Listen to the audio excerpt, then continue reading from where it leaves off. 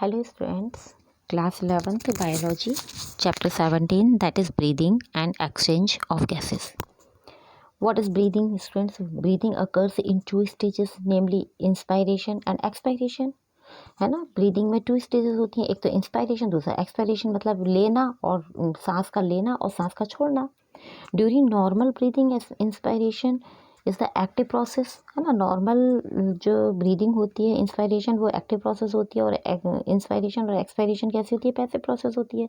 तो respiration can be defined as a biochemical process by which organic compounds are oxidised to liberate chemical energy from the food, जो कि food से लेते हैं हम chemical और एनर्जी. मतलब रेस्पिरेशन एक ऐसी प्रोसेस होती है जिसमें ऑक्सीडेशन होता है फूड का, पूरी तरह से ये बायोकेमिकल प्रोसेस होती है जो हमें एनर्जी मिलती है, जो केमिकल एनर्जी हमको मिलती है फूड के द्वारा मिलती है.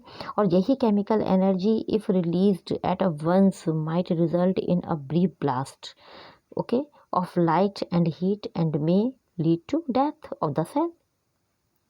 तो energy is released in a stepwise process. Energy release होती है वो एक स्टेप वाइज प्रोसेस है. दिस एनर्जी रिलीज, जो एनर्जी रिलीज होती है वो वो केमिकल बॉन्ड्स की उसमें मतलब ट्रैप्ड हो जाती है, जिससे हम एटीपी कहते हैं, एडेनोसिन ट्राइफॉस्फेट एटीपी मॉलिक्यूल्स में, है ना, एटीपी की फॉर्म में रिलीज होती है वो एनर्जी. सो रेस्पिरेशन कितने टाइप्स की होती हैं, kinds of respiration, anaerobic and aerobic respiration. Okay, respiration में होता क्या है भाई, डिफ्यूज़न होता है गैसेस का, है ना. और रेस्पिरेशन, जो ह्यूमन रेस्पिरेटरी सिस्टम क्या है, अब ह्यूमन रेस्पिरेटरी सिस्टम में आ जाता है कि ह्यूमंस हैव लंग्स. ह्यूमंस के पास रेस्पिरेटरी ऑर्गन है लंग्स, है ना. तो the respirations by lungs is called, जो रेस्पिरेशन लंग्स के थ्रू जो रेस्पिरेशन होता है उसे हम पल्मोनरी रेस्पिरेशन कहते हैं. Since human respiratory system is typical of most mammals, है ना. तो passage of air in human respiratory system, human respiratory system में एयर का पैसेज कैसे होता है, क्या कहाँ से एयर जाती है, किस किस ऑर्गन से होकर जाती है. जैसे कि एयर सबसे पहले एंटर करती है किसके द्वारा, the air first enters through external nostril और through mouth and after passing through series of tubes reaches the alveoli of lungs where exchange of gases takes place. Right. तो पार्ट्स ऑफ रेस्पिरेटरी सिस्टम क्या है, respiratory system of man is present in the thoracic cavity. Right. जो respiratory system है mains में वो कहाँ पर present होता है, थोरेसिक कैविटी में प्रेजेंट होता है, जिसमें क्या क्या होते हैं, it consist of number of tubes lungs. The lungs are located in thorax and are protected by ribs, है ना. जो लंग्स है वो थोरैक्स में प्रेजेंट होता है, जो रिब्स के द्वारा प्रोटेक्ट होता है. The floor of the thoracic और chest cavity is formed by muscular diaphragm. जो इसका फ्लोर होगा थोरेसिक का, चेस्ट का कैविटी का, उसको जो फॉर्म्ड होता है किसके द्वारा, उस मस्कुलर फॉर्म्ड होता है किसके द्वारा, मस्कुलर डायफ्राम के द्वारा. तो diaphragm along with the ribs muscles change the size of the cavity during inspiration, expiration. The function of various components involved in respiration. कौन कौन से फंक्शंस होते हैं भाई, नेजल कैविटी है, नॉस्ट्रिल है, माउथ है, लैरिंग्स है ना, और राइट लंग्स है, लेफ्ट लंग्स है, राइट ब्रोंकस है, मतलब जो ब्रैंक्यूल्स होते हैं वो टू उसमें चेंज होते हैं, ब्रोंकस उन्हें हम ब्रैंक्यूल कहते हैं, ब्रोंका है ना. सो ब्रैंक्यूल्स हैं और एल्वुलर सैक है, प्लूरल कैविटी है, देन डायफ्राम है. ये सारे ऑर्गन्स हैं, सबके फंक्शंस होते हैं, इन्हीं के थ्रू गैसेस का पास होती है यहाँ से. देन अब आपका आता है कि भाई रेस्पिरेशन इन मैकेनिज़म्स क्या है. सो मैकेनिज़म्स ऑफ रेस्पिरेशन में क्या है, या फिर breathing respiration involves the following step. भाई स्टेप क्या है भाई, ये कि ब्रीदिंग और pulmonary venation by which atmospheric air is drown in and carbon dioxide rich alveolar air is released out. जो ब्रीदिंग, जो पल्मोनरी वेनेशन होता है वो किसके द्वारा, एटमॉस्फेरिक एयर के द्वारा होता है, जहाँ से हम लोग ऑक्सीजन लेते हैं, कार्बन डाइऑक्साइड को एल्वुलर एयर के मतलब उससे थ्रू रिलीज हो जाता है. डिफ्यूजन किसका होता है, कार्बन डाइऑक्साइड और ऑक्सीजन गैस का डिफ्यूजन होता है एल्वुलर मेम्ब्रेन में. और ट्रांसपोर्ट होता है transport of gases by blood के द्वारा ट्रांसपोर्ट होता है। फिर डिफ्यूज़न होगा ऑक्सीजन कार्बन डाइऑक्साइड का किसके बीच में होगा, ब्लड और टिश्यूज़ के बीच में होगा। और यूटिलाइजेशन मतलब ऑक्सीजन का तो यूटिलाइज होता है, ऑक्सीजन को यूटिलाइज कर लिया जाता है सेल्स के द्वारा कैटाबॉलिक रिएक्शंस के लिए, और उसके रिजल्ट में कार्बन डाइऑक्साइड को रिलीज कर दिया जाता है, राइट। यही पूरा है। इसमें ब्रीदिंग ऑफ पल्मोनरी वेनेशन है, exchange of gases between alveolar air and lungs capillaries, transport of gases in blood, release of gases is the tissues and at the lungs level, regulation of breathing, यही सारा steps इसमें चल रही है। Pulmonary venation है, फिर diffusion हुआ, फिर transport of gases in blood का मतलब ब्लड के द्वारा ट्रांसपोर्ट हो रहा है गैसेस का, देन फिर डिफ्यूज़न होता है टिश्यूज सेल में, फिर इंटरनल रेस्पिरेशन जो होता है अंदर। ओके, सो मैकेनिज्म्स ऑफ क्या है, पल्मोनरी वेनेशन क्या होता है, it is simply taking in air from the atmosphere and giving out air from the lungs. Tidal volume क्या होती है, volume, it is the volume of air breathing in and out during normal breathing और in each respiratory cycle. Tidal value equal by 500 ml, so इसका क्या निकल आएगा 0.5 L। Okay, अब बात आती है कि ये जो डायग्राम देख रहे हैं आप सामने, a diagram of a section of an alveolus with a pulmonary capillaries. तो एल्वियोलर कैविटी के में किस तरह से गैसेस का एक्सचेंज होता है। कंपोजिशन ऑफ एयर क्या है इसमें, since about 300 ml air is already present in the lungs, the air that is inspired in and reaches the lungs get mixed with it, ठीक है, मिक्स हो जाती है। एज द रिजल्ट क्या होगा, as the air gets mixed it compositions changes and is not same as the inspired air।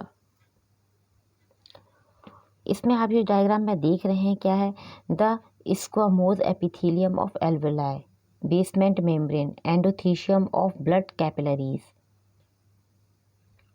all these layers together form a respiratory membrane less than a millimeters in thickness। Actually the alveolar air and the capillary blood are separated।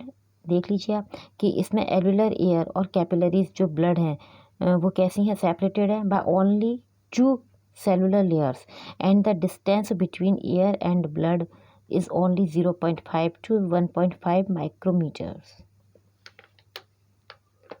स्क्वामोज epithelium, alveolar wall 1 celled thick है, ये एक ही single celled है ना, और blood capillaries ये यहाँ से जा रही हैं, बेसमेंट सब्सटेंसेस है ये बीच में भरा हुआ येलो येलो जो दिखाई दे रहा है, रेड ब्लड सेल्स आपको बीच में दिखाई दे रहे हैं, एयर वहाँ से आती है, एल्वुलर कैविटी कैसी हो जाती है, फूल जाती है। ओके, तो इसमें डिफ्यूजन कैपेसिटी क्या है, it is defined as a volume of gas that diffuses through the respiratory membrane per minute for a pressure difference of 1 millimeter of Hg। Diffusing capacity also depends on the solubility of the diffusing gases। It means if a gas is more soluble it diffuses faster across the membrane। For this reason at a particular pressure differences on the the diffusion of carbon dioxide is 20 times faster than oxygen and the diffusion of oxygen is 2 times faster than nitrogen।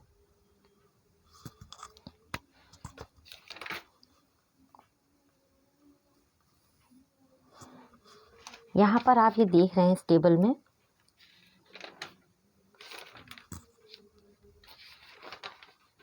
क्या दिखाई दे रहा है आपको, alveolar sac जो दिखाई दे रहा है, alveolar sac नहीं, इसमें टेबल में आप देख रहे हैं partial pressure of oxygen and carbon dioxide. Partial pressure क्या क्या लग रहा है ऑक्सीजन और कार्बन डाइऑक्साइड का एट डिफरेंट पार्ट्स, अलग अलग पार्ट्स में, involve in diffusion in comparison to those in atmosphere. तो रेस्पिरेटरी गैस क्या है, ऑक्सीजन और कार्बन डाइऑक्साइड। तो एटमॉस्फेरिक एयर में कितनी है, ऑक्सीजन 159, एल्वुलाई 104, ब्लड डीऑक्सीजनेटेड 40 और blood oxygenated 95, tissues 40, carbon dioxide 0.3 और 40 एल्वेलाई है, 45 ब्लड है और ब्लड ऑक्सीजनेटेड कौन सा है 40 है और टिश्यूज 45 है। तो यहाँ पर आपको दिखाई दे रहा है पूरा टेबल में क्या है, ये पार्शियल प्रेशर है, ये इन mmHg में है of oxygen and carbon dioxide at a different parts involve in diffusion. जो डिफ्यूज़न हो रहा है, डिफ्यूज़न में है, इन्वॉल्व हैं सारे parts in comparison to those in atmosphere. Oxygen dissociation curve, ये ऑक्सीजन डिसोसिएशन कर्व क्या है?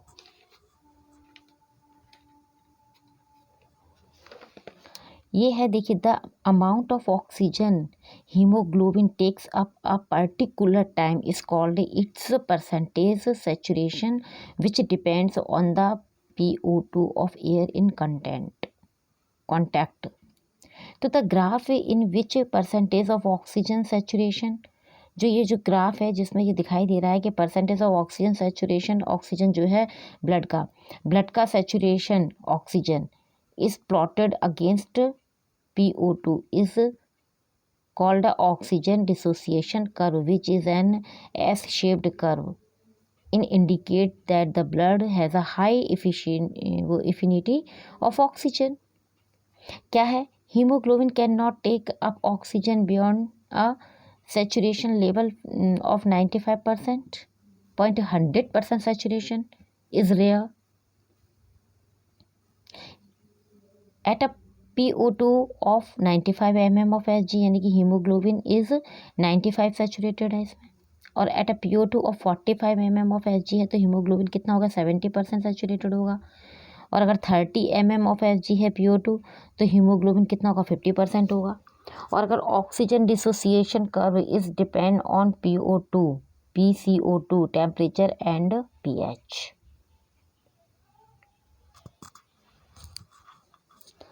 राइट, तो पार्शियल प्रेशर ऑफ ऑक्सीजन कितना है? 20, 40, 60 और percentage saturation of haemoglobin with oxygen कितना जाएगा? जैसे 20, 20, 20, 20 इतना ऊपर होगा, फिर एक लेवल पर एकदम लीनियरिटी से जाने लगता है।